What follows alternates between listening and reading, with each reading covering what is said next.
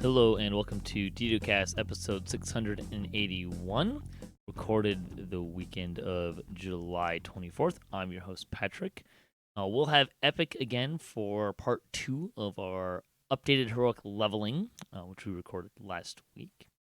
This week's screenshot, Thorntoe asks if there is something behind him in the 561st screenshot of the week. We like to talk about Dungeons & Dragons online nearly every weekend. You can catch us through Twitch, YouTube, the DDO forums, iTunes, or from our website at DDOCast.com. DDOCast is hosted by Cyber Ears, the awesome podcast hosting network, and shows are usually available within a few days of recording. The next show will probably be next weekend, and you can stay updated by following us on our social media pages or our website, DDOCast.com, with our calendar. On the podcast this week, so we have part 2 of our discussion with Epic from last week. About heroic leveling. We updated our guidance on this since it was about 5 years old, and there was, Ravenloft, Sharn, and Isle of Dread, and all these other expansions that had come out. So we wanted to kind of update that, so you'll get the rest of that conversation after I'm done covering the news for the week. Speaking of which, the news, we did get update 55 patch 2 this week. This was released on Wednesday, July 20th. And the big thing from this is that the new raid, Skeletons of the Closet, is now available. Which is it's included in Isle of Dread expansion purchase. It's a legendary challenge rating 34 raid. Does not require quest flagging. You just have to be able to get to the village on Isle of Dread to access it. Which I believe means if you don't have the little teleporter, I believe you have to use, you have to do the first quest, the boat ride to the island, if you will. However, they had to close Skeletons of the Closet, because of an issue. So they did a hot fix, on Thursday, to fix it. Only that didn't fix it, so they had to close it again, and now there is no word other than, assumingly this week, they will try to hot fix it again to fix the issue. There was a mechanic, I believe, that was just not working and was problematic, kind of thing. Some other things that were in there, several bug fixes. They fixed some Magic of the Eclipse stuff. The 4th core now grants the spell penetration, spell power, and spell points that it's supposed to. Also, the evocation DC now has a better icon. I liked this note. Potentially fixed an erroneous chance to get one Tyrannosaurus tooth from the Saga reward option. Potentially. What? You didn't check it? I'm confused by this word. Potentially, that's kind of funny. New copies of Legendary Twin Chopper now have their proper effects, so it looks like you have to go and get a new one if you want that.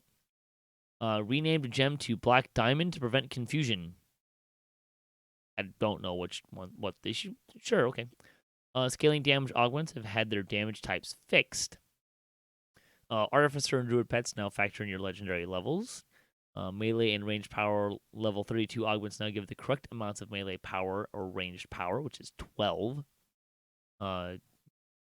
Fixed several typos across systems related to effect typing. Certain attack animations for ASMR males no longer physically turn your character. Wow, that would be really annoying. Yeah. Whispers of Return now drops its correct loot list. Finally. Raptor Mount animation should now play correctly for half-orc females. Cracking Attack now provides the proper plus W and melee power boost when used with Crazy Strike. And a few Tabaxi effects no longer spam your combat log. Nice. Some UI changes related to one before. Examining your Artificer and Druid pets now shows their total level instead of a class breakdown. Legendary characters in non-legendary dungeons will now be able to tell if they're over-level in the dungeon by checking the XP report. That'll be helpful. However, non-legendary wilderness areas no longer display that legendary characters are eligible to receive XP, so that's good. Augments now display their types in hover-overs again. Gameplay changes. This is interesting. An acid damage overtime effect from items has had its damage dice changed from 1d100 to 10d10 to raise the floor and provide less of a random spread. This effect is found in Legendary Green Steel, Alchemical Crafting, and Dinosaur Bone Crafting. There is also a known issue. Level 30 players in challenge rating 30 and above will see 0 in their XP report erroneously, but will still receive the proper amount of XP. These players are still eligible for XP since the challenge rating is 30 or above, which is great. Did kind of find this interesting because they could have easily made an argument that it's not legendary content, but they didn't. So yay, that's exciting. I do kind of prefer that. Let's see, bonus days, double daily dice XP through July 24th. So that's they were recording. And then the sales for the week, we do still also have summer sales, which are 25% off of plus 20 hearts of wood. You get a bonus plus 5 heart with your purchase. 50% off of the Universal Enhancement Tree Action Point Tomes, plus 1, so you don't have that. 50% off of the 10th Anniversary Free-to-Play Launch Bundle. Yeah, so if you don't have that, that would be a great time, obviously, to do that. What's in it, you ask? It's a great question. I'll look that up for us really quick. There's also 75% off of Omnispell Stones and Dust. That's all through the 28th. You can also get a boost this week, 25% off of Sovereign XP elixirs, Treasure Hunter elixirs, Greater Slayer boost, and long-lasting Supreme Ability potions now through July 28th. You can also get 5 free Superior Efficacy potions with the coupon code EFFICACY. That's EFFICACY. That's all through July 28th. So the 10th anniversary of free-to-play launch bundle, mouthful. Not the 10th anniversary DDO. It's the 10th anniversary of when we went free-to-play. This is something that was released back in September of 2019. It costs normally just under 4,000 points. You can get 1 per account. All of the stuff is bound to account. You get a plus 8 Tome of Supreme Ability, 10 shared bank slots. Those are unique. The only place you can get them is in this bundle. And a Heart of Blood. So 50% off of that, so a little less than 2,000 points. Pretty darn good deal. That Supreme Tome costs more than the full price anyways, so if you haven't bought it, you're new to the game, this would be a great time to buy that. So there you go. Lightning Post did have a couple players comment on our part 1 of our leveling guidance. Fuzzy Duck 81 said that something to consider with leveling even more now is the monster manual. Yeah, that you can definitely get some XP from that. I personally don't really go out of my way to get monster manual XP. It comes as it does, and it's great when you get it. Again, it's just not something that you don't get enough XP, I think, to alter what you're doing. It's not going to be that kind of a thing. Now, having said that, I have definitely at times changed or swapped something out from what I'm running in my sequence so that I can fill out certain monsters for my total monster manual so that I get you can see the hit points, the remnants or astral shards or whatever is there. I have done that and kind of made sure that I go to a couple different quests as I'm going through to make sure that I hit certain things, particularly for Hunter if I'm trying to find something. Or, there's a monster that maybe I don't see a whole lot outside of certain areas. I might run some of those areas, some quests. The Menace of the Underdark stuff, this is in Epics, not in Heroics, but in Menace of the Underdark, there's a couple of monsters, Dragoloth, Glabrazu, I think Aristos are in one of those. Hey, look, there's one on the screen. Those are monsters that are really only found in that chain in any significant form of numbers. So I do have a tendency to kind of gravitate towards those a little bit for sort of that reason, but still not really. Um, but that's something that you can definitely consider. Fuzzy says that they usually do a relaxed run on hard through Temple of Elemental Evil and Slave Lords at about level 9 to 10. The XP is still decent, especially with the monster manual deeds from having lots of different enemies. And the other reason being the loot, which is great TR gear. Temple of Elemental Evils, particularly the Cranium Cracker Club, Elemental Bloom Quarterstaff, uh, and Sapphire Sting Longbow in particular are fantastic with expanded crit profiles and powerful proc effects. Yep. Yeah, adding, swapping something in to pick up a couple items, totally get it. I do that too. Also, the Slave Lord Trinket, which has that heroic, or has the XP boost on it. So if you didn't want to run Delares, you could run this instead. Although I don't know off the top of my head how often that drops. Mark also wrote in, said a huge low-level tip. If you have the Bullywug Rogue, run the Sharn chain, Coin Lord Favor, and good XP. Yeah, that's the Sharn Syndicate chain, so the level 4 chain, which I believe we mentioned, that I usually touch a couple of them. Yeah, one of them requires, two of them actually mostly require Trapper. And yeah, if you have the Bullywug Rogue, that's a good way to get around that requirement. So yeah, look, there's a lot of quests to run. And we didn't talk about it, but also on the gear side of things, the Shadow series, the level 15s in Evening Star, you can get the what's it called? There's the upgraded voice. It has the XP boost, but it also gives you like 40 vitality, which is really high at level 15. In fact, I think that's high for cap gear at the moment, level 32 gear. So that's a good one. Also, throw out that last one, you can, if you know how to do it quickly, you can actually farm that for a couple XP. I just tend not to because there's all this other stuff that I'll talked about with Epic that I run instead. So, but there's a lot of great options there. So definitely, look for check your monster manuals, figure out what you haven't run. Use those hirelings. The Bullywug Rogue, just in general, it actually traps really well. You can keep using it if you want to run something and need a trapper for certain quests. That can be a thing for certain people depending on what you're running. But the Bullywug Rogue, I think I've heard people say they can get it to disable traps even up to like level 14, 15 stuff. So yeah, it works really well. All right, that'll close out the news portion of the show. So stay tuned for part 2 of our updated heroic leveling guidance with Epic.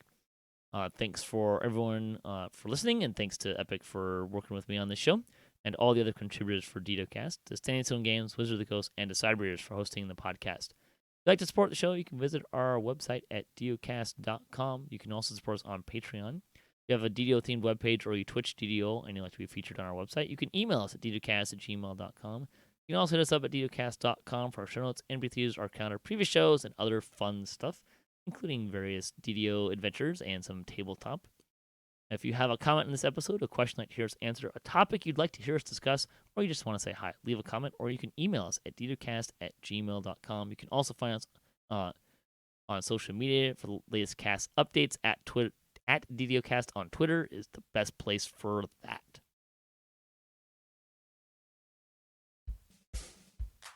So stay tuned for part 2 of our updated heroic leveling.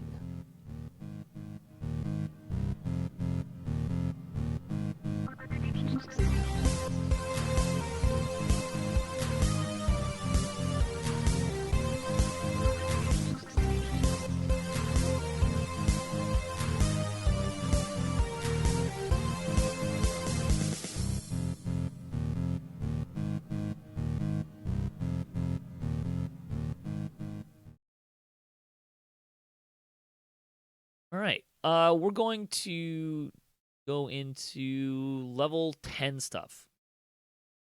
And I think you already mentioned it, Tempest Spine. This is where I I like to go first. This is the first quest I do at level 12. Uh, I do the short version of Tempest Spine, which I don't think we'll get too much into what that really means, but uh, it's pretty. If you have someone who can strip energy resistance from the storm, what's his name? Not Stormweaver. Sorjek.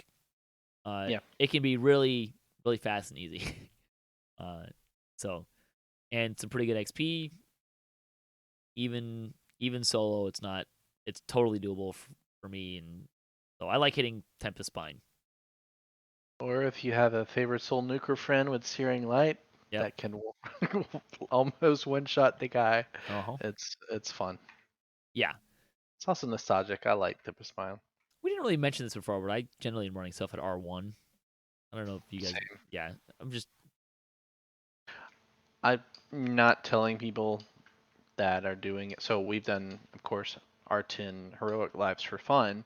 right. But if you're interested in Reaper XP, R1 heroics, or higher than that, is not really worth your time in heroics.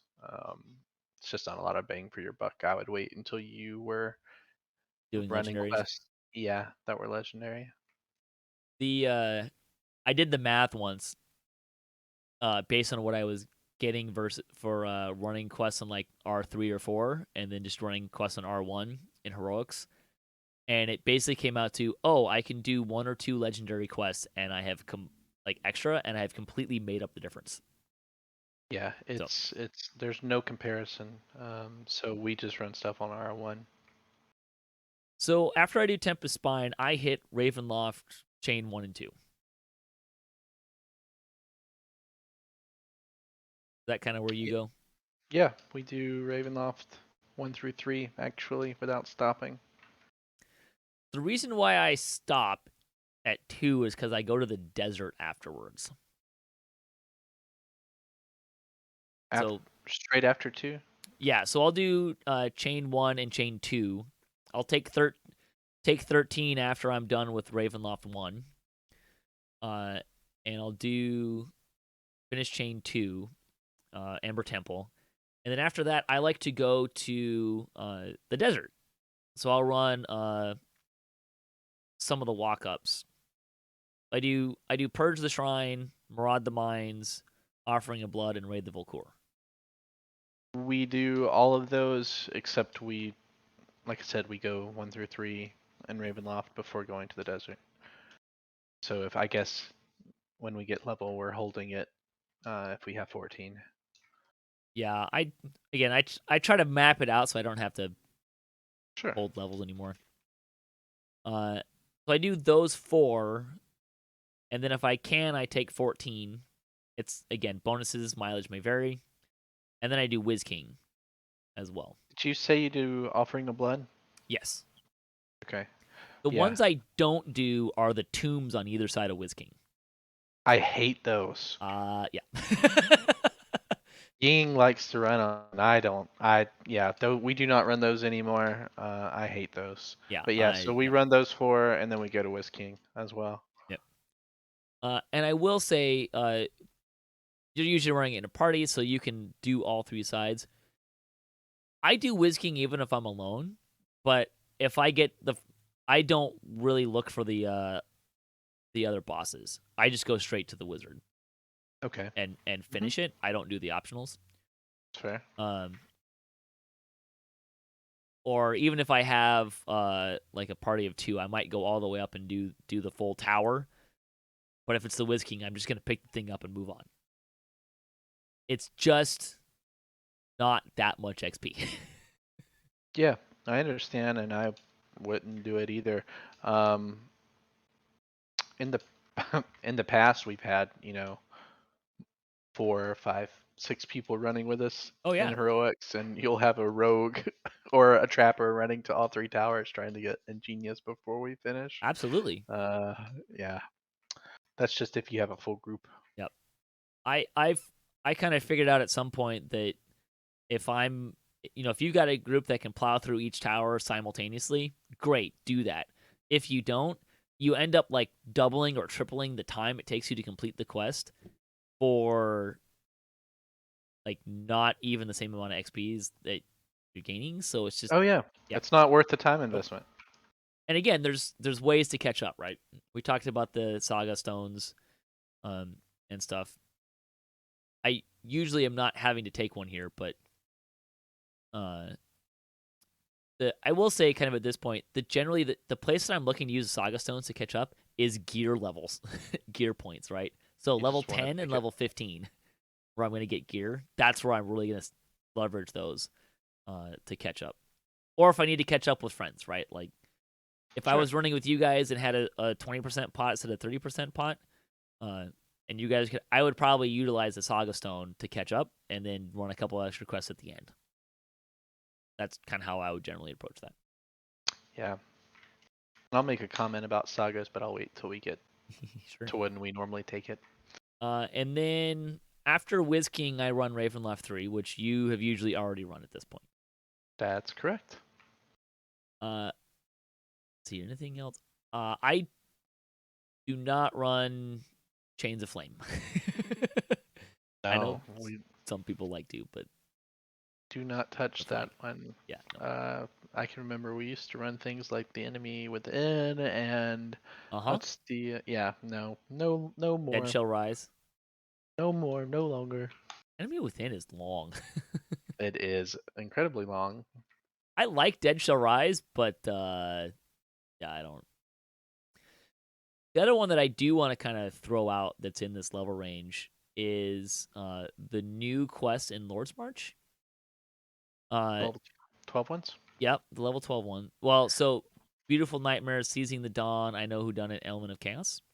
We run those as well as the old Lord's March quests. So I don't run them, but I want to throw them out because if you're doing a caster build, the caster sticks are really good there.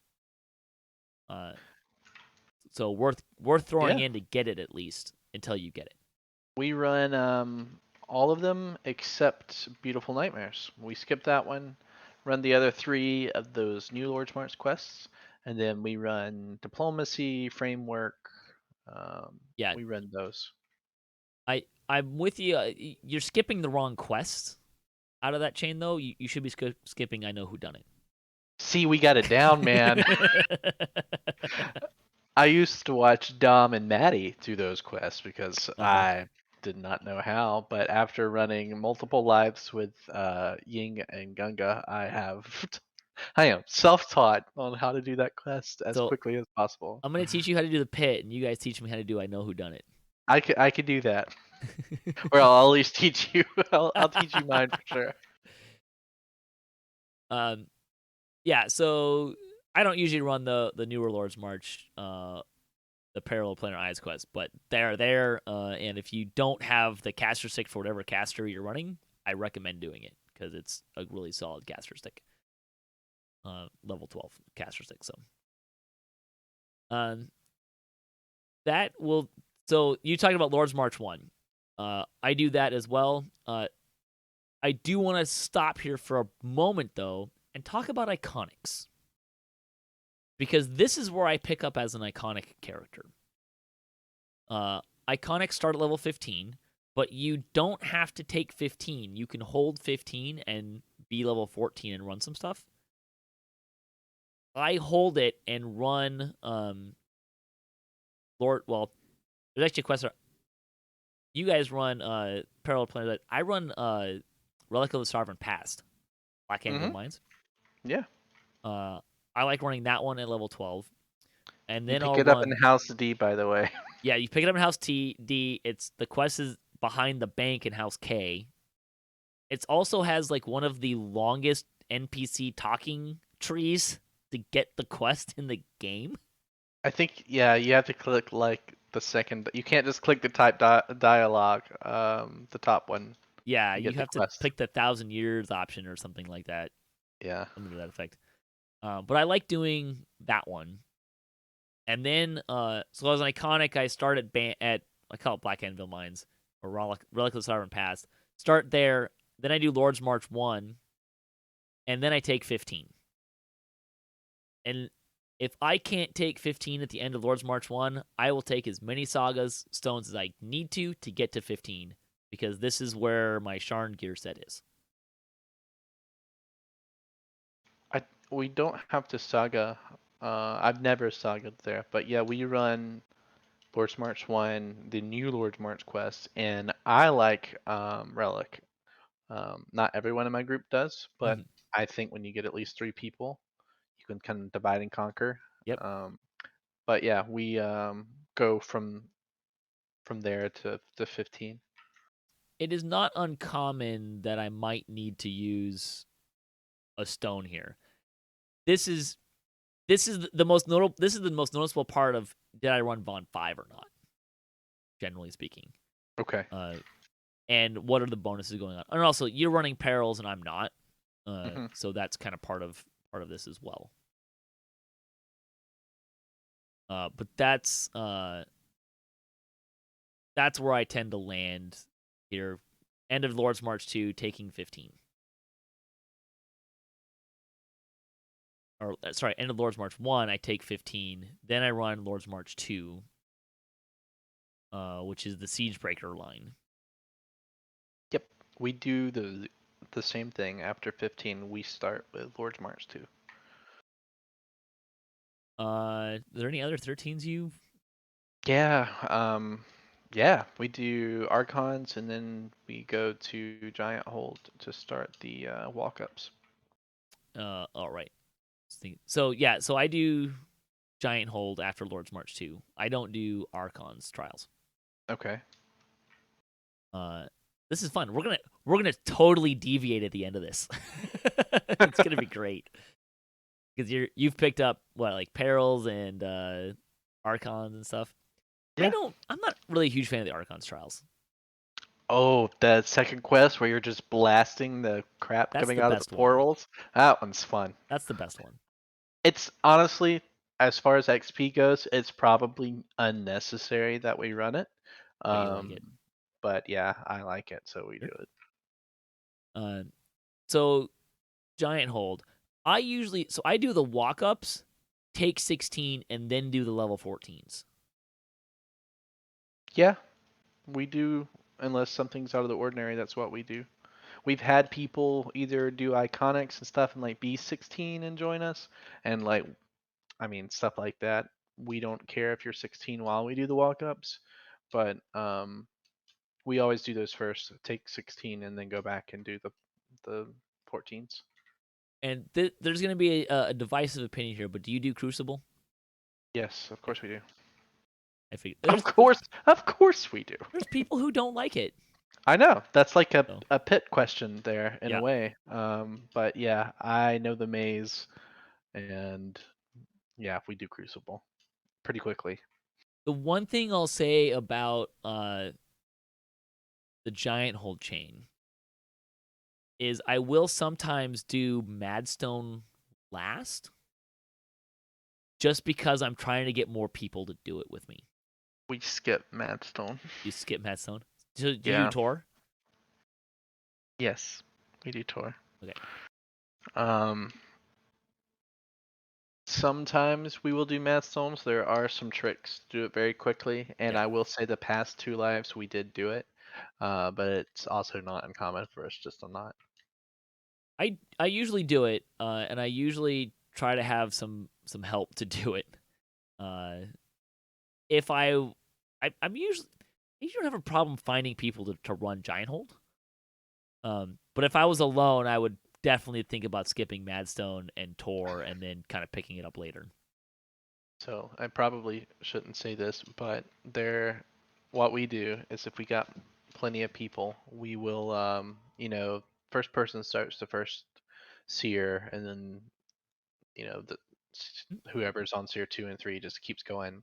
But um, you can actually, from the second seer, you can't see the boss, but if you have a ranged weapon, you can kill him from seer 2. And so as soon as Seer 3 finishes, someone's at the giant waiting to talk to him, and you Right. complete the quest. Yep. So I did not know that until recently, actually, when a pug showed us how to do it. I was like, "What is this?" What is this sorcery and shenanigans? Yep. Yeah. Um, but yeah, so we do Madstone at 16, and I don't. We have for we do Necro or level 14s as well. We do Necro 4. Do Orchard and Macabre. I Hmm. stopped doing that, and instead I now do the Age of Rage chain. Sure. Uh, and a big reason, the main reason why I do this is it's a popular Reaper chain to do in legendaries, and by doing Night Falls, I don't have to worry about not having done it and not being able to join a group that's in progress. That makes sense. Uh, However, I will Yeah. say that I generally skip Quarantine in heroics, so You I'll know, and I don't do the last one, so I'll do Night Falls, Madness of Crowds, and the Age of Rage.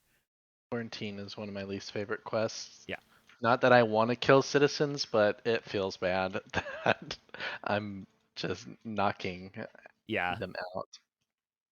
Um, it's all just kind of longer. Now, if I need the XP to catch up, I will do Quarantine, right? So there's kind of an if needed thing there. Do you do the Devil's Gambit stuff? No, I mean, it's part of dailies Yeah, for later. Reapers, so I don't touch those. Yeah. So we're talking about Grim and Barret and Subversion, Multitude of Menace, those ones. Yeah, I also tend not to do those. I mean, for us, Necro 4 is the last before we move on. Take 17. Yeah. Yeah, What do you do when you take 17? used to we ran Litany. We don't anymore, actually, surprisingly. We go straight to Lost at Sea and start the Sharn sagas because that's where we cap. It's Hmm. running Sharn. Yeah, so this is where you're deviating a lot from me. I still run Litany. I usually do Reaper and Elite, depending on where I'm at. Uh, and then, and this is something that may be changing soon for me. I started doing the legendary Shroud Flyers, Curse the Sky and Creeping Death in That's just heroics. so you're flagged. So I'm flagged. Because if you can catch a group doing Shroud when you get to epics, it's a It's ton of good XP. XP. Yeah. So I started doing them in heroics, just to kind of cruise through them pretty easily. And then when I got to epics, I was flagged, and if someone was running it, I could pop in and get that big XP bank. Uh, Now, having said that, Shroud is not being run nearly as much as it used to. So I may stop running legendary Shroud Flaggers and do something else instead. Uh, but that's kind of what I'm still doing that. Yeah. And that makes sense. And then I go to Sharn. I do Sharn 1. Uh, where do you stick the cogs? Hmm. So Do you do cogs? it depends. With some boosts running, we've never made it to cogs. Right. Otherwise, I typically cap. So we take all of our sagas there Yep. at the end, right? And you have Feywild, Sharn, Giant Hold, Saltmarsh. Saltmarsh, You'll have Isle of even Dread soon. Ravenloft. Yeah, so Isle of Dread is one thing to consider, is because we always cap after Sharn 1 and 2 Hmm? taking sagas. But now we have an extra saga in there that is, if we were to run Isle of Dread, yeah, it's gonna take something else out that we don't need to run. I don't know. Sagas are interesting Yeah. because not only do you get the XP from those quests, but now I'm thinking like, what else could we knock out? Because we'll have to do Sharn 1 and 2 anyways. So Yep. maybe it's something like Archons or well, that would be the best one. Yeah. Yeah. I after I'm done with Sharn, so I used to do Sharn 1 and then do cogs. So I would do Ruinous Schemes and Wraith Callers. Then I would take 18, run the rest of the cogs, which meant I was doing one. I think is it Thrall? I think is 15. I'd be doing one 15 at level 18, and then I would do the rest of the 16s. I skip Smash and Burn. I don't do that one. I hate that quest. Same. And then I would do Sharn 2. These days, I tend to just do Sharn 1 and 2. Then I take whatever sagas I have left and then kind of assess where I'm at. I usually need a little bit, and it kind of varies what I tend to do at this point. If there's a cogs group, I'll run cogs. I don't really know what it is. I've kind of generally stopped running cogs, both in heroic and in legendary. Just because I don't know if I got tired of it or something, or there's just other things I'd rather do. And because I'm doing so many lives, I'm not trying to maximize Reaper XP for every life. I can look at it from a perspective of I'm doing all of these lives. If I hit this benchmark each life, I'll end up with 160 Reaper points. Kind of a Yeah. thing. Mm-hmm. So my strategy for I don't try to hit every single legendary quest before I reincarnate. I'm just trying to hit a benchmark of Reaper XP. And Interesting. somehow Cogs just kind of fell off the list in that. It's a little weird. Yeah. I mean, I personally like cogs except for Smash and Burn. Yeah, That quest can smash and burn. yeah. I like the puzzles in But Smash and Burn. I just don't like the levels with all the range guys to deal with. last time I did a puzzle in Smash and Burn, one of them came out of the sockets and flew me outside the ceiling. I kid That's you not. amazing. I have screenshots. That's cool. Yeah. But yeah, I doubt. Even right now, we run cogs, maybe a quest or two to cap. So I doubt in the future we'll need to run Yeah. cogs with the Isle of Dread saga. So usually these days I don't end up running Cogs, but it's an option. My favorites to hit after Sharn and turning in all the sagas, if I'm not yet to 20, is to run Sane Asylum, which Yes. I'll do Reaper, Elite, Hard, Normal if I'm not capped. Uh, Get that puzzle memorized. yep. And you can run. I can get through all four of those difficulties in 20 minutes, Yep, that's if a not quick quest. less. Uh, Our wins like 50K, if not a little more. the whole thing ends up being about 100K for Yeah. all of them. So that's a big one. Um, and then what I like to do, although it's a little dependent on what I can muster in terms of people, I kind of like going out to Reaver's Refuge. Specifically, I'll do Enter the Kobold first, and then I'll do Monastery of the Scorpion if I have I like help. those quests. I'm with you. We used to run them a lot, but Monastery is fun. I don't know what it is about it, but It's I enjoy it. 60K for both of them, really. I don't run Prey, but I like the other two. Maybe I need to come up with two TR lists so that we can swap it up a little bit. Hey, there you Instead of go. ending with Sharn, you can go to Reaver's Refuge, or I still like running with Devils. It's still a good quest. Yeah, Running with the Devils is another one that I've done. I do also want to throw out Weapon Shipment. I think it's less of a thing now with how easy it is to get a epic spell storing ring. But if you want to get a bauble, throwing Weapon Shipment in at the end of your chain, just to get a chance at a bauble every life, might be something worth doing. And I will also throw in that that quest is also no joke. It's true. So come It's prepared or fun. go prepared.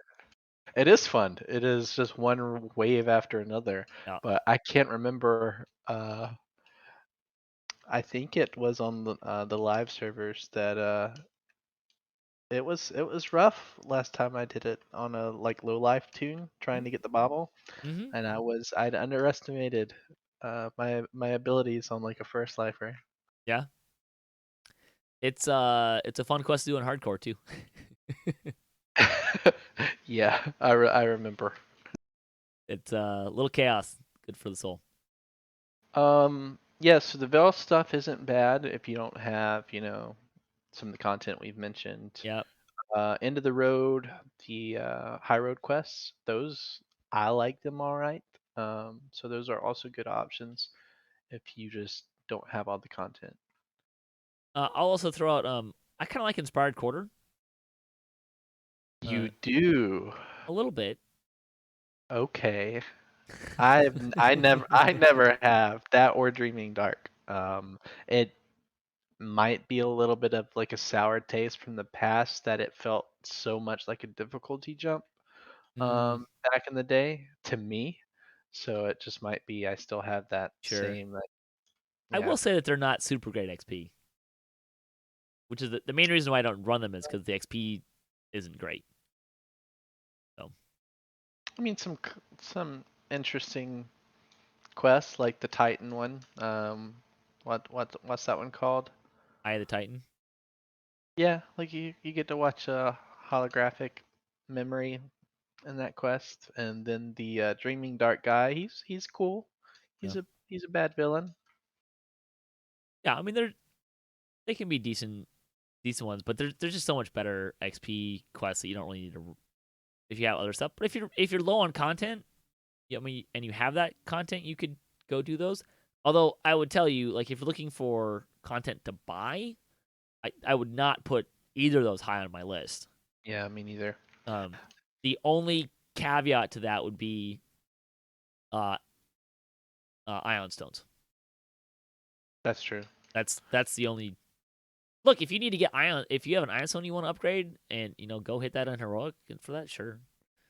Although I Yeah, would but I would kind of prefer to do that in as an epic, let a capped character just like crush it to go and go do yeah, Dreaming Dark. But looking at the level 19 quest, level 19 is such an odd uh-huh. ball out of the level groups, and I really wish the devs, if you ever listen, please remove the R1 lockout. Like as soon as you hit level 20, you cannot run anything level 19 or below on R1. Yep. Um, and I really, really enjoy running the Devils of Shavrath. no, actually, but I mean Yuko pots. So I was actually just doing that. But the ones out there in what's the wilderness in Evening Star? Stormhorns. Yeah, those are 19. I love those quests. Yep. It's a great pack. It's a great wilderness. But I hardly ever get to touch them, or unless I just want to. But yeah, I wish you could kind of seemingly what I'm getting tongue twisted. Seamlessly. There we go. Go from 20 to 21 by running some of those quests. Yeah. I mean, you can do them on Elite, just not on Reaper. But I hear what you're saying. Uh, Right. I do touch those in epics a lot of times. We'll talk. We'll do an updated epic leveling in the future. Uh, there will not be a legendary leveling until we can go significantly higher than level 32. Yeah, one and done. One and Yeah, done. it's not that hard to get those levels. Yeah. Plenty of content to choose from, and it's all great Reaper XP too. So, yeah, there you go. Any other ones you wanna highlight? We've kind of hit mostly everything. Hopefully, that gives folks an idea of our preferred leveling paths. And it's good. There was a lot of similarities, which I think is helpful from a perspective of a new player. Like, hey, what content should I buy if I don't have it? Right. Well, the stuff we just went through is should probably be high on your list. But also gives you a little bit of a like some different ideas on how to go about doing it because we had a little bit of differences. So, Schemes of the enemy. There we go. oh, the House Cannith. I've Yeah, done that before to finish up. it's good XP, and if I got a good range character, it's a pain. It is a pain, but I don't like I'll schemes because I don't like having to find the damn guy at the end. the cannon. The boss. Oh no, scheme. Wait, Schemes is the cannon. schemes is the That canon war, one. The one that power play is that the one that's the that's yeah the Warforged guy. yeah that I find that to be kind of a pain, but. Yeah. I mean, look, if you're looking for something to do to get to level 20 and you don't have the Cannith boots, the propulsion boots, yeah, absolutely hit schemes, 100%. Get a propulsion boots. Like one of those items that if you don't have in your inventory, you should go and get it. I agree. That might be a topic in the future. We might do like, uh, Quest with items. well, not so much quests with items, but like items that you should look at getting. Like, Sure. not your primary gear set, but like swappables stuff. Quiver of Alacrity. Yep. I'm kidding. You're not wrong. It's a pain in the ass to get, but you're not wrong. Anniversary, that maybe. Yeah, maybe probably not, but it's not. Look, Abbott's runnable. You can run it at get some level 32s, some cat people in your guild. If you're a bunch of people who like to do TRs, go run that. Abbott's fun. It is fun, especially on hardcore. Watch our video. I'm only mildly jealous that you didn't invite me. You weren't on last season. You said you weren't playing. I would have done something. I've been saying since Hey, season 2, like well, this would be fun to like get a group together and go try and do Abbott. we will be there this time, and we will also be running Abbott. So you're welcome to join us in our doom, our likely doom, anyways. Yeah, it's fun though. All right. Yeah, I think that pretty well covers everything for this. Hey, thanks for watching DDOCast. Epic, thanks for joining me today. Great conversation. Really enjoyed the hell out of it. Fun. Yep. Thanks for inviting me. Yeah. Thanks to all the other folks who contribute to DDOCast. And thanks to Sandstorm Games, Wizard of the Coast, and Cyber Ears for hosting the podcast. If you'd like to support the show, you can visit our website at DDOcast.com. Or you can support us on Patreon. And if you have a DDO-themed webpage or you Twitch DDO and you'd like to be featured on our website, you can email us at ddocast@gmail.com. We'd be happy to put you on our highly trafficked webpage. Anyways, you can check out ddocast.com for show notes, MP3s, our calendar, previous shows, and other fun stuff, including some DDO adventures and D&D tabletop as well. If you have a comment, a question you'd like to hear us answer, a topic you'd like to hear us discuss, or you just want to say hi, leave a comment or email us at ddocast@gmail.com. So until next time, may all your attack rolls be crits, all your chests level appropriate, have fun, and don't forget to gather for bus.